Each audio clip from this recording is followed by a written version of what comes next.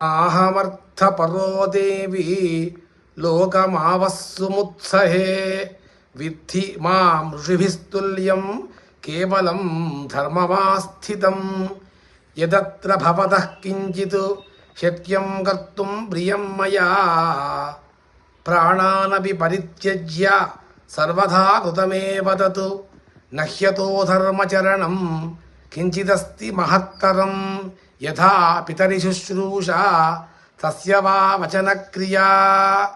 తల్లి, నాకు ధనం ప్రధానం కాదు, లోక మర్యాదను అనుసరించడమే నాకు అభిమతం. ధర్మాన్ని మాత్రమే ఆచరించే నేను ఋతుల్యుణ్ణి అని తెలుసుకో. పూజ్యుడైన నా తండ్రికి ఇష్టమైన ఏ పని చేయవలసి వచ్చినా దాన్ని ప్రాణాలు విడిచి అయినా నేను చేసినట్లే భావించు.